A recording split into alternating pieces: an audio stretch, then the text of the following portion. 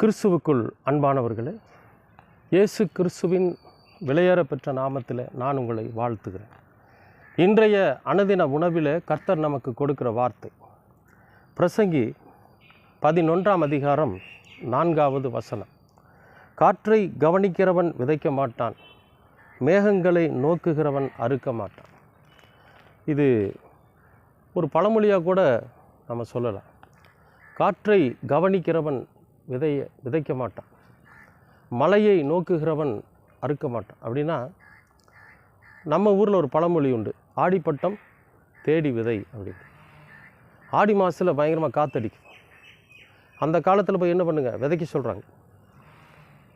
ஏன் காற்றடிக்கிற காலத்தில் விதைக்க சொல்கிறான்னு கேட்டிங்கன்னா, நம்ம விதையை அள்ளி தூவுவாங்க. அப்படி அள்ளி தூவுறப்போ நம்மளால் கொஞ்சம் தூரம் தான் தூவ முடியும். ஆனால் இந்த காற்று என்ன பண்ணுன்னு தெரியுங்களா, அந்த விதையை இன்னும் கொஞ்சம் அதிகமாக போய் விழுக வைக்கும். அப்போ நிறைய இடத்துல பரவலாக விழுகும். இந்த நிறைய இடத்துல பரவலாக விழுகிறப்போ ஒரே இடத்துல நிறைய விதைகள் விழுந்துச்சுன்னா அது முளைக்காது. ஒரு செடி மேலே இன்னொரு செடி, ஒரு செடி மேலே இன்னொரு செடி வந்து அது என்னான்னு கேட்டிங்கன்னா கடைசியில் நல்லா உயரமாக வளர்ந்து பலன் தராது. அப்போ ஏகத்துக்கும் பரவலாக இருக்கணும். அப்படின்னா அது எப்போ போடணும்னு கேட்டால், அந்த காற்று காலத்தில் நீங்கள் என்ன பண்ணுங்கள், விதைங்க அப்படின்னு சொல்லி பழமொழி விட்டு பிரசங்கி சொல்கிறார். ஐயோ காற்று அடிக்குதே, கண்ணெல்லாம் தூசி விழுந்துருமே, இந்த காற்றுல மேலெல்லாம் மண் ஒட்டிக்குமே, இந்த காற்று காலத்தில் போய் எப்படி நான் விதைக்கிறது அப்படின்னு ஒருத்தன் நினச்சானா அதை விதைக்க முடியாது. நல்லா கவனித்து பாருங்கள். ஆடி மாதம்னா நம்ம தமிழ் மாதத்தில் ஆடி மாதம்னு சொல்கிறோம்.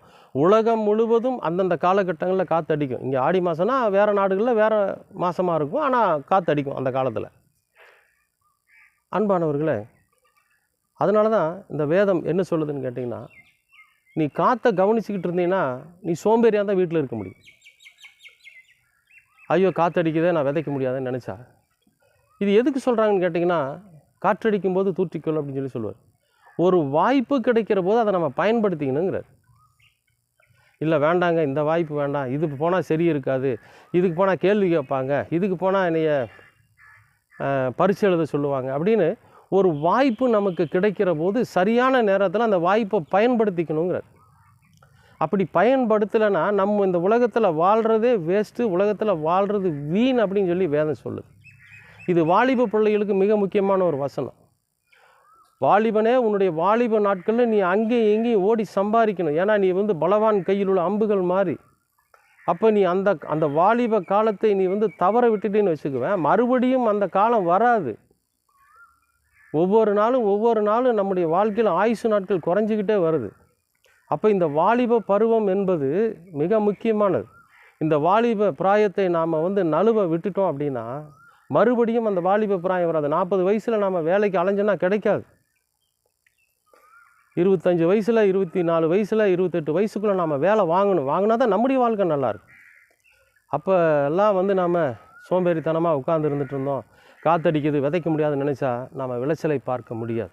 அடுத்தது சொல்கிறார் பாருங்க, மேகங்களை நோக்குகிறவன் அறுக்க மாட்டான். நல்ல பயிர் விளைஞ்சு நல்லா நிற்கிது, வானத்தை பார்த்தா கருக்கள், மேகம் கருகி நிற்கிது, எப்போ மழை வருமோன்னு தெரியாது. ஐயோ மழை வந்துட்டா என்ன பண்ணுறது அப்படின்னு நம்ம என்ன பண்ணிடக்கூடாது, வீட்டில் இருந்துடக்கூடாது. மழை வர ஒரு சூழ்நிலை தெரிஞ்சுன்னா நம்ம வேகமாக போய் இன்னும் அதிகமான நண்பர்களை கூட்டிகிட்டு போய், அதிகமான வேலையாட்களை கூட்டிகிட்டு போய் விளைஞ்சு நிற்கிற அந்த பயிர்களை அறுத்து அதற்கான கூடாரத்தில் கொண்டு சேர்த்தணும்.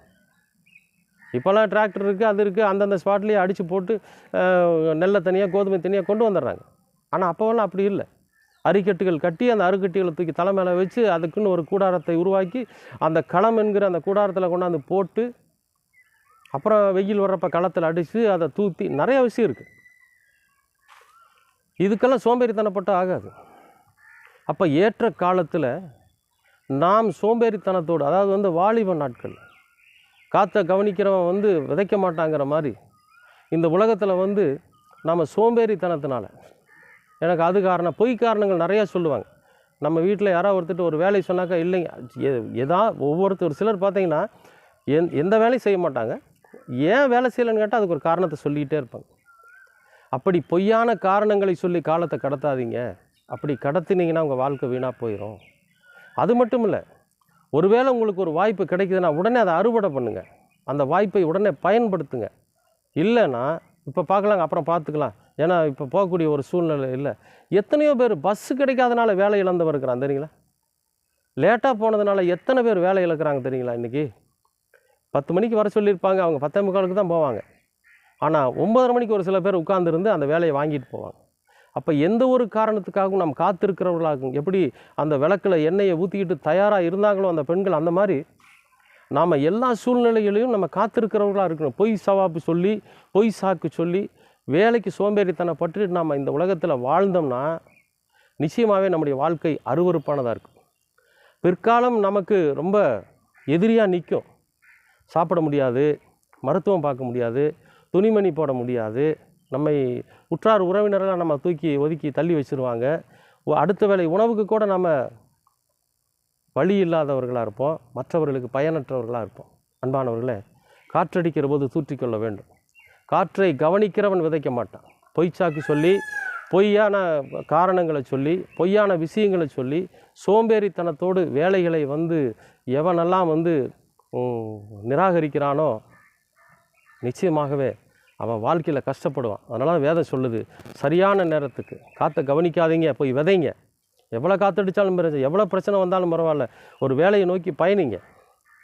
அதே மாதிரி அது விளைஞ்சு நிற்கிறப்போ மழையை கவனிக்காதீங்க, எந்த விதமான பொய்ச்சாக்கும் சொல்லாதீங்க. நீங்கள் கடுமையான உழைச்சி எப்படியாவது போய் அதை அறுவடை பண்ணுங்கள், அந்த வேலையை பெற்றுக்கொள்ளுங்கள். அப்போ தான் வாழ்க்கையில் நல்லா இருக்க முடியும்னு சொல்லி வேதம் சொல்லு. அன்பானவர்களே, நமக்கு இந்த வேதம் அறிவுரைகளை சொல்லி கொண்டு இருக்கிறது. அந்த வேதத்தின்படி செஞ்சால் தான் நம்ம இந்த உலகத்தில் நல்லா வாழ முடியுங்கிற உண்மையும் அதற்குள்ளாக அடங்கி இருக்கிறது. ஆகவே காற்றை கவனிக்காதீங்க, மழையை கவனிக்காதீங்க, அதாவது பொய்யான சாக்குகளை சொல்லாதீங்க. எல்லாவற்றையும் ஆண்டவருக்கு ஒப்பு வச்சுட்டு ஆண்டவரை முன்வைத்து எல்லா பயணத்தையும் நீங்கள் தொடங்குங்க.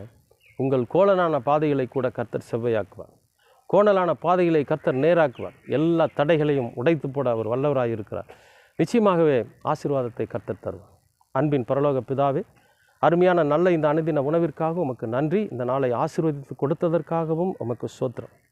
காற்றை கவனிக்கிறவன் விதைக்க மாட்டான், மேகங்களை கவனிக்கிறவன் அறுக்க மாட்டான். ஏதாவது வேலை செய்வதற்கு, வேலைக்கு போவதற்கு பொய் சாக்குகள் சொல்லி, பொய்யான காரணங்களை சொல்லி, அதை நிராகரித்து விட்டு கஷ்டப்படுகிற இந்த வாலிப பிள்ளைகளுக்கு ஏற்ற இந்த வார்த்தையை நீர் கொடுத்ததற்காக நன்றி ஆண்டவரே. அப்படி இல்லாமல் புத்தியோடு, அறிவோடு, ஞானத்தோடு, சுறுசுறுப்போடு அவர்கள் ஆண்டவரே அந்த வேலையை கற்றுக்கொண்டு, அந்த வேலையை பெற்றுக்கொண்டு அவர்கள் இந்த உலகத்தில் ஜீவிக்க நீர் கிருபை பாராட்டுங்க. அதற்கான ஞானத்தையும் அதற்கான அறிவையும் கர்த்தர் தர வேண்டுமாய் செபிக்கிறேன். தொடர்ந்து உமது கிருபை அவர்களோடு கூட இருக்கட்டும். இயேசு கிறிஸ்துவின் வழியாய் கேட்கிறோம் நல்ல பிதாவே. ஆமேன், ஆமேன்.